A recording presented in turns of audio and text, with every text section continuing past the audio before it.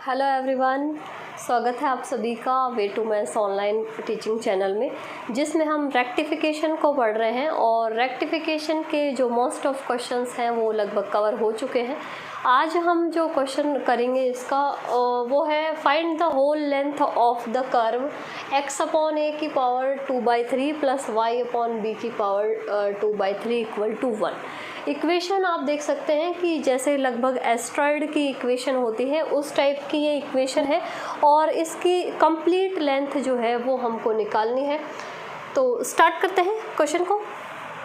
में ये कर्व दिया हुआ है कि कर्व है x अपॉन a की power 2/3 plus y upon b की पावर 2/3 इक्वल टू 1। तो इस कर्व की संपूर्ण लंबाई या होल लेंथ हमको ज्ञात करनी है।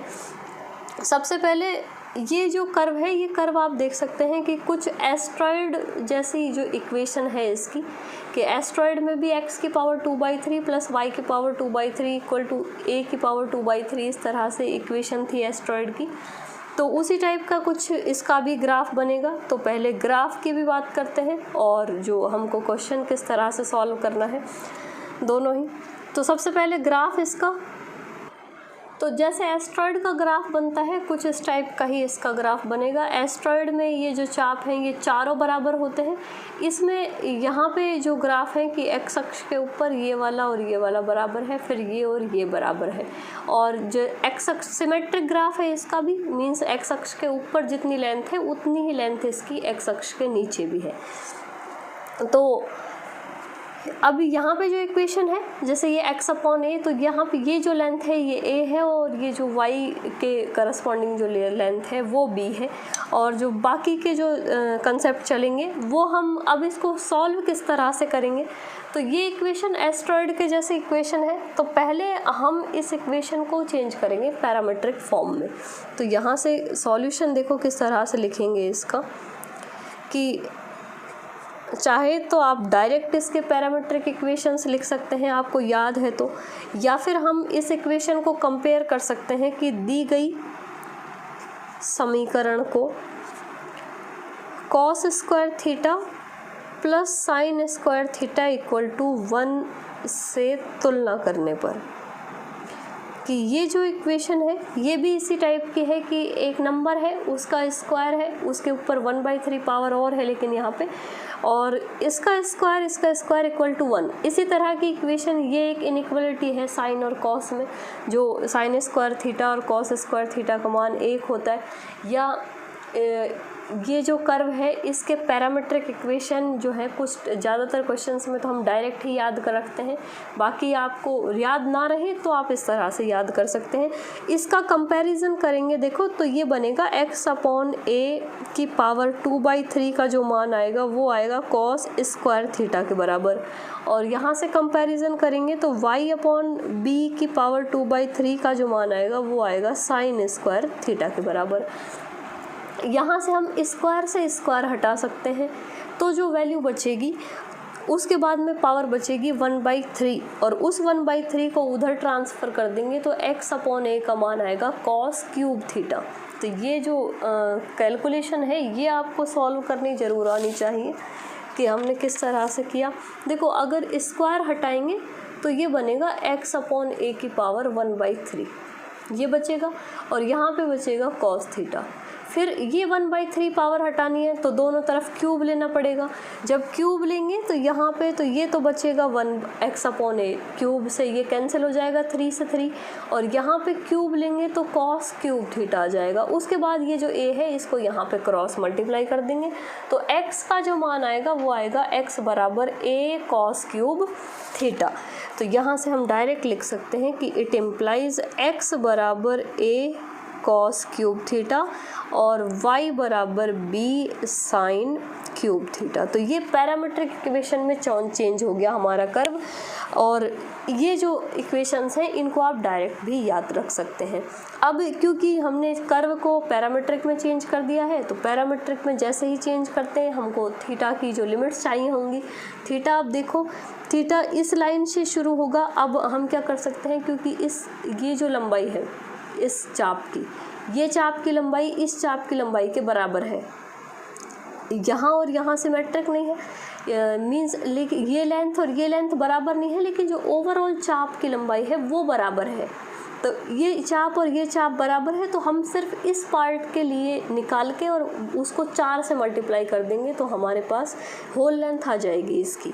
और यहाँ पे हम देखेंगे कि यहाँ जो है थीटा एक्स अक्ष यानी यहाँ से शुरू होगा, यहाँ ख़त्म होगा। तो यहाँ तो है थीटा 0 और यहाँ पर है theta equal to vertical line है π/2 होता है। तो अब थीटा की लिमिट्स मिल गई हमको और यहाँ पे हम लिख सकते हैं इसके लिए। तो पैरामीट्रिक में हमने चेंज कर दिया इसको। पैरामीट्रिक में चेंज करते ही हमारे पास dx/d थीटा और dy/d थीटा चाहिए। तो थीटा के सापेक्ष पैरामीटर के सापेक्ष अवकलन करते हैं। थीटा के सापेक्ष अवकलन करने पर रेक्टिफिकेशन के जितने भी सवाल हैं जिनमें आपको पैरामीट्रिक इक्वेशन याद है या फिर कर्व को देख के ऐसा लग रहा है कि आप पैरामीट्रिक इक्वेशन से इसकी बना सकते हैं किसी भी इनइक्वालिटी का यूज़ करके, तो पैरामीट्रिक इक्वेशंस यूज़ करेंगे, क्योंकि पैरामीट्रिक से क्या है क्वेश्चन और आसानी से सॉल्व हो जाता है। थीटा में जब भी इक्वेशंस बनेंगी तो साइन थीटा कॉस थीटा हम इजीली सॉल्व कर सकते हैं। तो यहाँ पे आएगा हमारे पास dx/d थीटा की वैल्यू आएगी, देखो 3a cos स्क्वायर थीटा, और cos थीटा का डिफ्रेंशिएशन होता है माइनस का साइन थीटा, तो यहाँ ओवरऑल आ जाएगा माइनस। उसके बाद में dy/d थीटा, इसमें भी 3b साइन स्क्वायर थीटा और साइन थीटा का होता है cos थीटा, तो यही मान आएंगे सिर्फ। और अब हमको ds/ क्योंकि इनके स्क्वायर भी चाहिए, तो चाहो तो ऐसा कर सकते हैं कि हम पहले स्क्वायर करके जो वैल्यूज़ आएंगी वो निकाल सकते हैं। कि हमको जो फॉर्मूले में यूज़ आता है वो आता है dx/d थीटा के होल स्क्वायर और dy/d थीटा के होल स्क्वायर का, क्योंकि अभी कैलकुलेशन बड़ी हो सकती है इसलिए हम पहले से सॉल्व कर लेते हैं। इसको सॉल्व करेंगे, इसका स्क्वायर करेंगे तो ये आएगा 9a² cos की पावर 4 थीटा और साइन स्क्वायर थीटा। यहाँ पे ये आएगा 9b² साइन की पावर 4 थीटा और cos स्क्वायर थीटा, ये आ गया। यहाँ से हम कुछ कॉमन ले सकते हैं, तो कॉमन आएगा 9 sign square theta cos square theta, बचेगा a² cos square theta plus b² sign square theta. इसके बाद में जो है वो अब हम और कुछ सॉल्व कर नहीं सकते हैं इसके बाद में, अब हम डायरेक्ट जो है वो फार्मूले में यूज़ करेंगे इसका। तो वक्र की कुल लंबाई, तो वक्र की कुल लंबाई यहाँ पे आप मान इनके नाम लिख सकते हैं a, b, c और d। वक्र की कुल लंबाई होगी 4 गुणा चाप AB की लंबाई। AB की लंबाई को 4 से गुणा कर देंगे और अब इसमें लगा देते हैं फॉर्मूला। तो ये 4 इंटीग्रेशन 0 से π/2 लिमिट लगेगी अंडर रूट, फार्मूला लिख लेते हैं dx/d थीटा का whole square plus dy/d theta का भी whole square into d theta. ये मान हम रख देंगे जो अभी निकाला था हमने, वो मान रखेंगे हम। तो वो मान आया था हमारे पास 9 sign square theta cos square theta और a² cos स्क्वायर थीटा और plus b² sign square theta into d theta. ठीक है, सरल करते हैं इसको। तो ये 4 इंटीग्रेशन 0 से π/2, कुछ बाहर निकल सकता है तो एक तो 3 आ जाएगा बाहर, 9 स्क्वायर में से अंडर रूट से बाहर आएगा तो 3 का स्क्वायर बनता है, 3 बाहर आ जाएगा, एक आ जाएगा साइन थीटा, इनका भी स्क्वायर हट जाएगा और एक कॉस थीटा का भी स्क्वायर हट जाएगा। उसके बाद में जो बचा यहाँ पे मान वो बचा a² cos square theta plus b² sign square theta की पावर 1/2 या अंडर रूट किसी भी तरह से लिख सकते हैं और d थीटा। ठीक है, ये चाप की कुल लंबाई आ गई हमारे पास, यहाँ पे इसको मल्टीप्लाई कर देंगे, ये 12 आ जाएगा। अभी यहाँ पे जो है अभी कोई फार्मूला ऐसा यूज़ होता हुआ नहीं दिख रहा है कि हम डायरेक्ट फार्मूला अप्लाई करें और जो क्वेश्चन है वो सॉल्व हो जाए। उसके लिए हमको क्या करना है कि एक ट्रांसफॉर्म करते हैं इसमें, कि माना जो प्रॉब्लम क्रिएट कर रहा है वो है ये पार्ट, क्योंकि इसके अंदर ये कांस्टेंट अलग अलग है और ऊपर लगा हुआ है अंडर रूट। अगर अंडर रूट नहीं होता तो भी हम गामा फंक्शन लगा के इसको सॉल्व कर देते, और ए बी के मान अलग अलग नहीं होते तो भी हम इसको सॉल्व कर सकते थे। तो चलो ट्रांसफॉर्मेशन यूज़ करते हैं इसमें। A square cos square theta plus B square sine square theta, under root में मान है तो स्क्वायर में ही इसकी वैल्यू मान लेते हैं कि टी स्क्वायर है ये। अब हम थीटा के इधर थीटा के रेस्पेक्ट में और इधर टी के रेस्पेक्ट में अवकलन करते हैं, दोनों साइड अवकलन करेंगे तो मान आएगा हमारे पास A square 2a square cos theta, और कॉस थीटा के बाद में बनेगा कॉस थीटा का माइनस साइन थीटा, इसका बनेगा plus 2b square sine theta और साइन थीटा का कॉस थीटा, यहाँ बनेगा 2t dt। ये 2 से हो जाएगा 2 कैंसिल, जो मान आएगा वो आएगा यहाँ पे कि b square minus a square sine theta cos theta into D theta, यहाँ पे डी थीटा रह गया, इसका जो मान आ गया वो आ गया t dt। तो यहाँ से साइन थीटा कॉस थीटा का मान मिल गया हमको कि it implies sine theta cos theta into D theta, ये इसमें यूज़ आ रहा है sine theta cos theta D theta.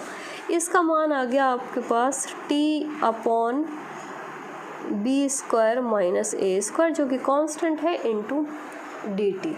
ये सारे मान हम रखते हैं इसमें। लिमिट्स और देख लेते हैं कि जब डायरेक्ट हम अप्लाई कर देंगे लिमिट्स तो यहाँ पे ये 12 इंटीग्रेशन लिमिट देखो, जब थीटा ज़ीरो यहाँ पे अप्लाई करेंगे, जब थीटा ज़ीरो होगा तो साइन थीटा तो ज़ीरो हो जाएगा, कॉस स्क्वायर थीटा हो जाएगा 1, तो टी स्क्वायर बराबर आएगा ए स्क्वायर, यानी कि टी की वैल्यू आ गई ए। जब π/2 रखेंगे मान तो ये तो हो जाएगा 0 और ये हो जाएगा 1, कॉस 0 होता है π/2 पे, साइन π/2 1 होता है, तो a से लेके b तक की लिमिट, और इसके अंदर मान रखेंगे तो ये तो t dt बन गया, और यहाँ पे ये t स्क्वायर का मान है तो ये भी t into T D T, और अपॉन में b square minus A square. ये b square minus A square constant है जिसको हम बाहर निकाल सकते हैं। ये b square minus A square constant है जिसको हम इंटीग्रेशन से बाहर निकाल सकते हैं, तो यहाँ पे आ जाएगा 12 upon B square minus A square, और इंटीग्रेशन के अंदर जो मान बचेगा वो बचेगा यहाँ पे integration 0a to b T square D T, जिसका इंटीग्रेशन होता है t³/3, तो ये 12 upon B square minus A square बन जाएगा, और इंटीग्रेशन करेंगे टी स्क्वायर का तो ये t³/3 बनेगा, और a से b मान आ गया।